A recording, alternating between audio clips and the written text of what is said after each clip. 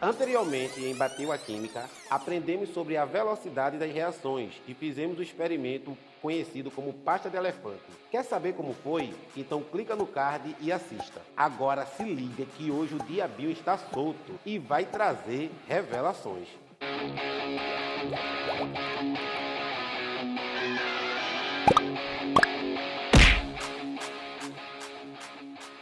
Olá, meus amores! Tudo bem com vocês? Sejam muito bem-vindos ao nosso terceiro e último episódio do Bateu a Química! Uma série do Vai Cair Neném, produzida especialmente para você. Para os T! Para os T! Eu me chamo Berg Figueiredo, sou professor de Química, estou aqui com meu amigo Walter Júnior, professor de Química, e na aula de hoje vamos falar aquele momento bacana sobre indicadores de pH, funções inorgânicas e vamos ensinar aqui a fazer um teste revelação. É menino ou menina? É menino ou menina? É menino ou menina? É menino ou menina? Azul é menina, rosa é menino.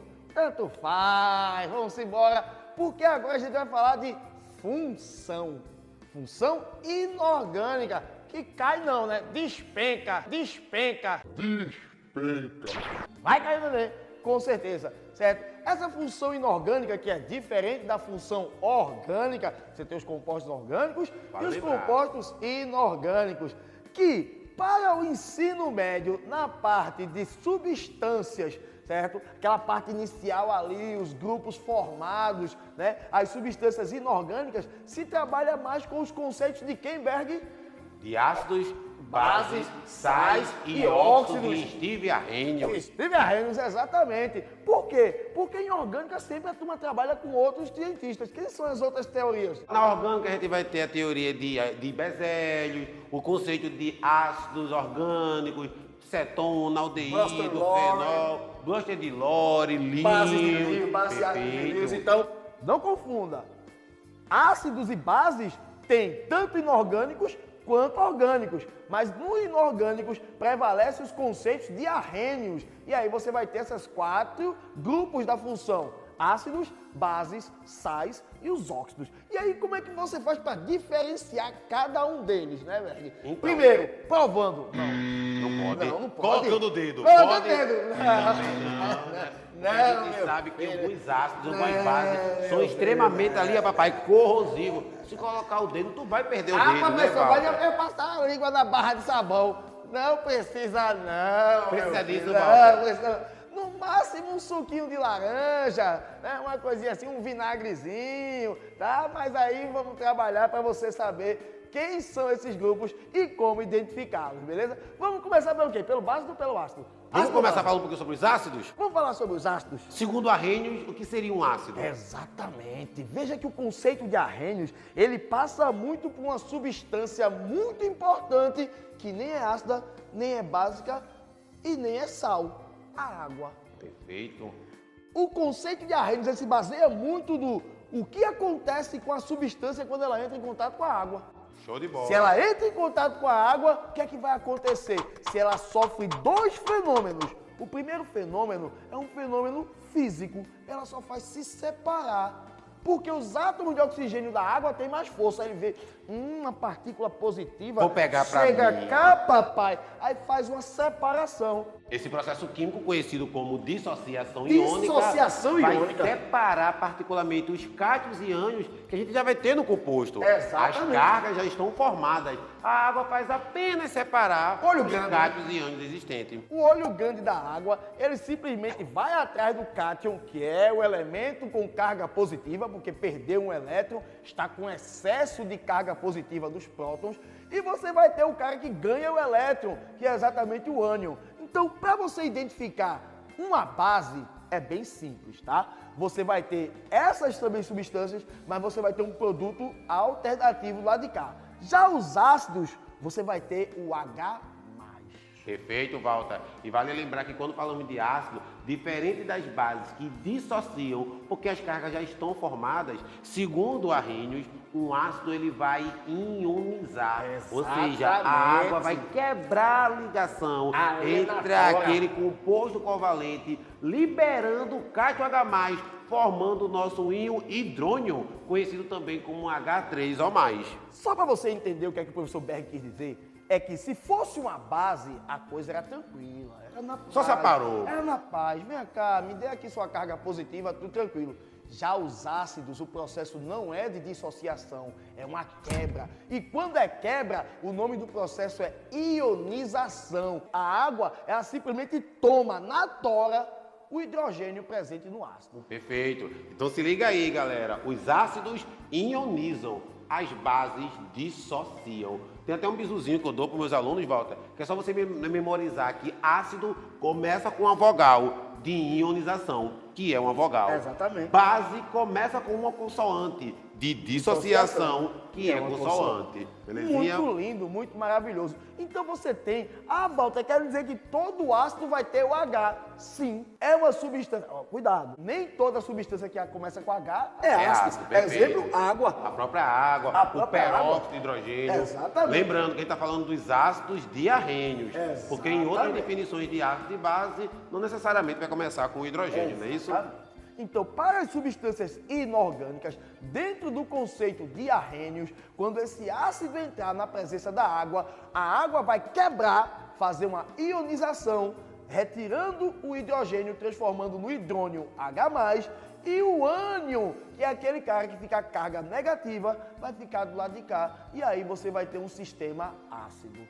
Não, Berg. E para ficar fácil a gente compreender, Walter, vamos fazer um experimento que mostra como é que se comporta uma substância ácida. Sim. Porque, quimicamente falando, nós vamos ter os indicadores de pH.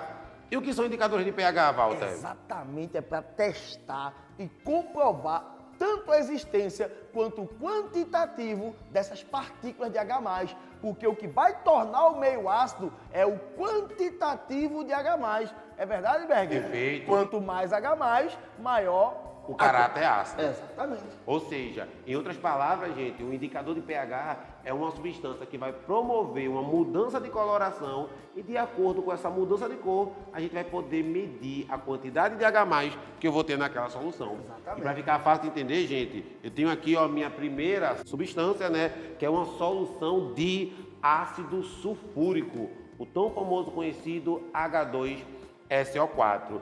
E aí, ó, vê que bacana. Vou colocar aqui ó, um pouco de ácido sulfúrico em um copo de Becker. Colocando aqui ó, um pouquinho de ácido sulfúrico. Lembrando que aqui, gente, o meu ácido sulfúrico ele está diluído, tá certo? Não vamos adicionar água, já está com água. Isso. Isso até é um ponto importante, né? A gente coloca o ácido na água ou a água no ácido? Não sei. E aí, ó, gente, para ficar bacana de entender, vou colocar aqui um indicador de pH, conhecido como alaranjado de metila. Podemos perceber, gente, que ele tem a corzinha aqui, ó, laranja. Vê que coisa linda. Mas quando eu pego, a gente, o meu alaranjado de metila e coloco ele aqui, a gente, algumas gotinhas dele no meu ácido sulfúrico, na minha solução diluída de ácido sulfúrico, ó, o laranja mudando aqui, ó, para cor rosinha. Vê que bacana. Vamos colocar aqui um pouco mais. Colocar aqui um pouco mais. Vou colocar mais, bem. Vou colocar mais. Homogeniza isso aí, Walter. Olha que coisa linda. Que é isso? E aí a Podia gente... ser laranja. Pode- Ele era laranja. Podemos... Toda essa cor. Fica, não, vê que bacana. No meu... Ó, alaranjado de metila, quase que eu falava um outro indicador. Ele que era laranja, em contato com a solução ácida, ficou na cor rosa. Muito bacana, né não, Walter? Muito bom. E quando nós falamos das bases, Walter, o que é que seria uma base? É o que acontece a mudança no processo. Como a gente falou, se você tem um cátion e um ânion já existente, sofre uma dissociação. Então, os sais e as bases vão compartilhar deste mesmo processo. A água só faz separar. Mas o que caracteriza uma base? Ora, os ácidos são caracterizados pela presença do H+. Perfeito. As bases são caracterizadas por conta de um ânion. um par de dois elementos, oxigênio e hidrogênio, chamado hidroxila. Então, quando uma base entra na presença da água, ele não sofre ionização, não é quebra, é separação. Ele sofre uma dissociação, liberando um elemento qualquer com carga positiva, um cátion, que pode ser o quê? Um metal. Você vai ter sódio, você vai ter potássio, cálcio, a maioria vai ser sempre um metal, certo? Pode ser alcalino, alcalino terroso, beleza? Então você vai ter um metal positivo e uma hidroxila negativa, que vai ser o meu de carga ânion. negativa. Não, Berg? Perfeito. E vale lembrar, gente, que as bases são caracterizadas justamente por liberar esse OH-. E na prática, como é que a gente identifica isso? Colocando o indicador de pH, ele vai dar uma outra mudança de coloração. Ou seja, as hidroxilas vai promover essa mudança de cor.